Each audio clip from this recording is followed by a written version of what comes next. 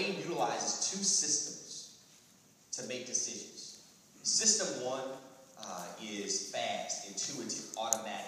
It's the subconscious part of your brain. It's the part of the brain that is activated when you hear a male voice say, "I'm pregnant."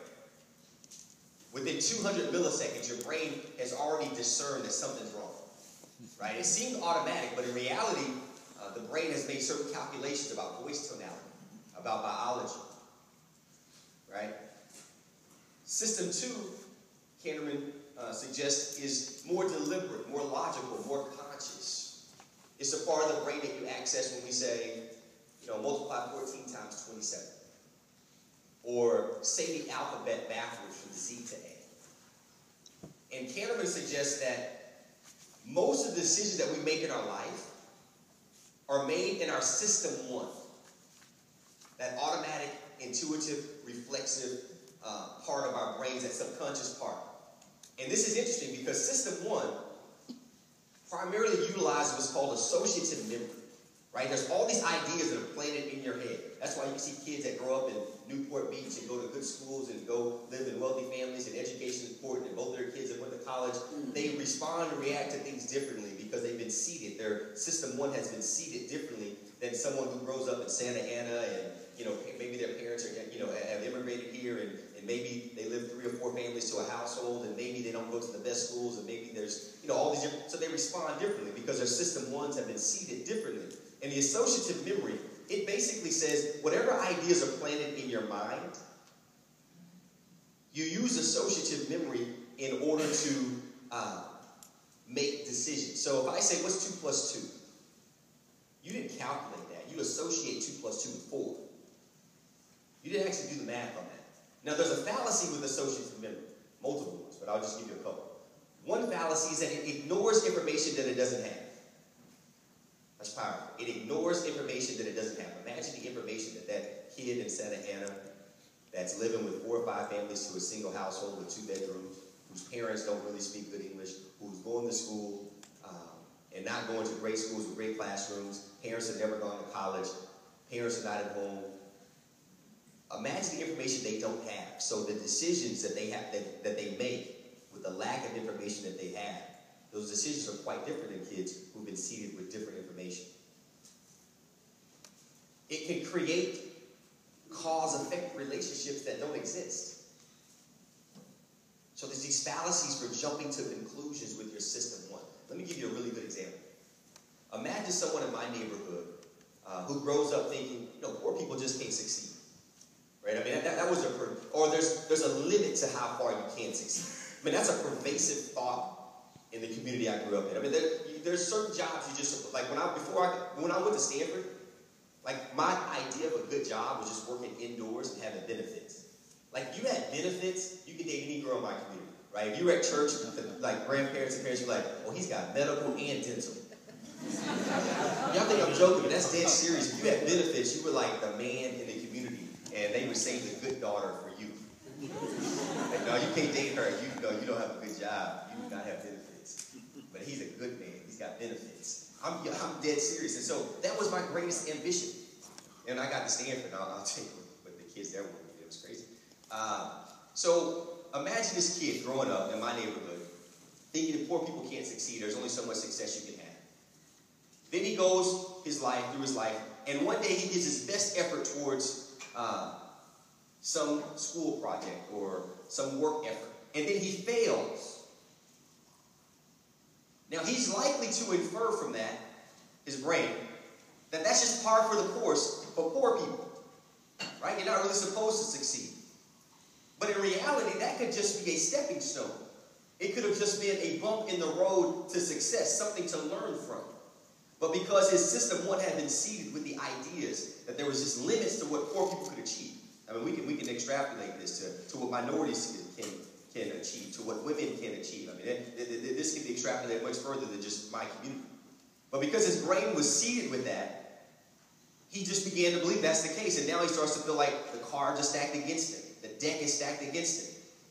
And so it begins this vicious cycle throughout his life to where the ideas that are planted in his mind spends his entire life confirming the ideas that are there, that poor people can't succeed, and that the cards are stacked against him. And so it's just this self-fulfilling, vicious cycle.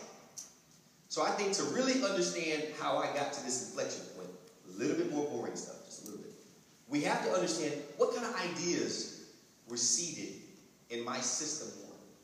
Because I truly believe that system one, the automatic, intuitive, reflexive, subconscious part of your brain that's being seeded and reseeded every day by what you read and what you see on television and what your parents are telling you and what you learn at Rotary and what you learn at school. Every input of data that's coming your way matters because it's seeding your system one. That's why you have to have someone seeding your system one the right way. Let's look at my system one through a couple of seasons in my life and how that led to the inflection point, and then I'll get to some exciting stuff. The first season of my life where I think my system one started to receive healthy seeding was my mom came back and got me. She was like, son, God's going to use you to do great things. And that was this optimism, hope message. Even when she was disappointed in me, she would say that, I can't believe you're doing this, son. You're going to be used to do great things.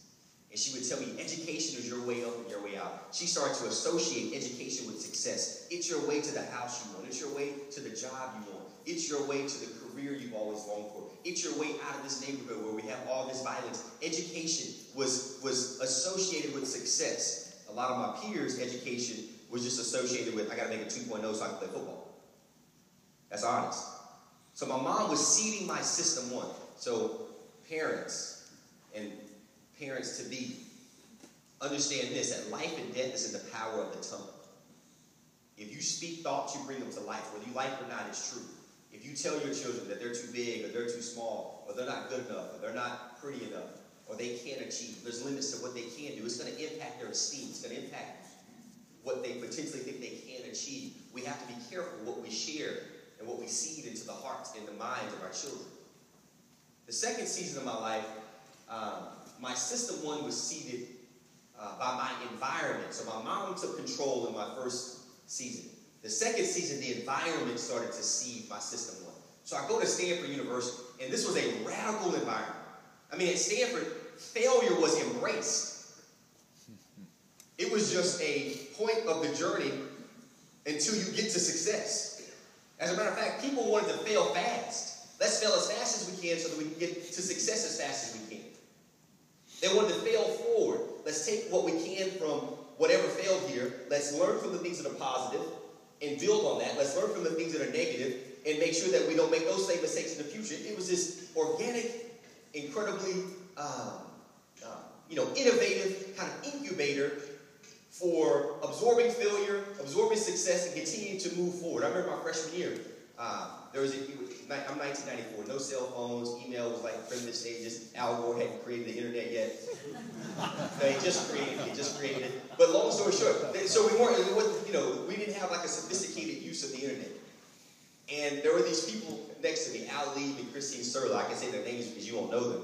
And they're like, oh, we got this crazy idea. And they would work until like 4 or 5, 6 in the morning. And when they finished all their schoolwork on this idea, they would be in the common areas in our dorm. I lived in a co-ed dorm. And I remember being like, man, this is never going to work. They were like, you should be a part of our team. They tried to recruit other people in our dorm to be a part of their team for this internet company that they were going to start. And no one used the internet. They're like, we're going to use this so that when you want to invite people to parties and stuff like that, you can just do it on the internet. We're like, this is never going to work.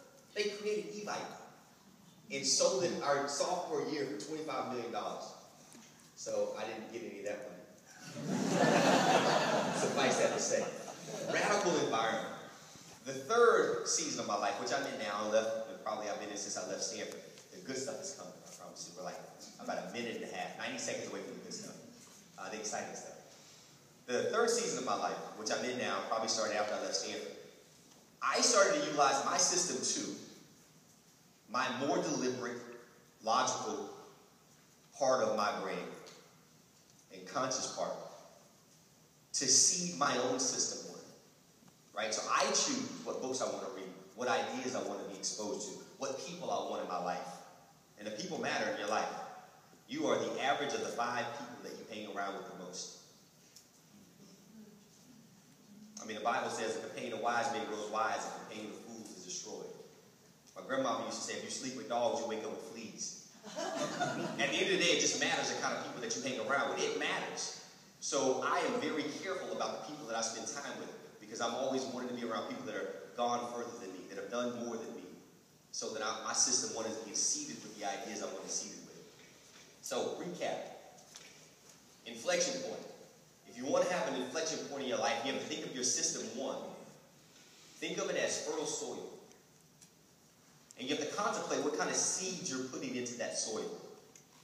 And if you're seeding it with prodigious expectations, if you're seeding it with the ideas that are going to help you be good in school or help you to succeed or help you to be disciplined, you think about what you want to seed your own system one with. And you parents take control of that. You adults, you take control of it for yourselves. You children, you young people take control of yourselves. But if you seed it the right way, and it is very intentional, there's a lot of pop psychology and success books that focus on system 2. If you just change the way you think, right? If you just have these 7 steps to success, you know, you can achieve it. No, it's a lot harder than that. It's an intentional, long, difficult process of reseeding your system 1. The things that are inside your mind that automatically come out of you that you respond to when inputs happen to you, right? So when you face failure, or when you face difficult decisions, when you face, you know, difficult, complex decisions that have to be made, what's inside of you that automatically responds to help you make those decisions? That is changing your system 1, which is a long process, which is difficult and hard and not overnight, and not just a conscious decision you can make, but laying out a plan over the next year, 2, 3, 4 years of how you impact your system 1 to seed it the right way so that you have a chance to respond when adversity happens or when difficult decisions have to be made. That's where it happens. If you do that, then you have the opportunities to reap the harvest of inflection points in your life. Now, there's nothing I'm going to say more important than what I just said. But I am going to give you some seeds that I've been planting into my mind that are very exciting. And I'll finish this out. I'll do 2 or 3 of these, and you'll like them.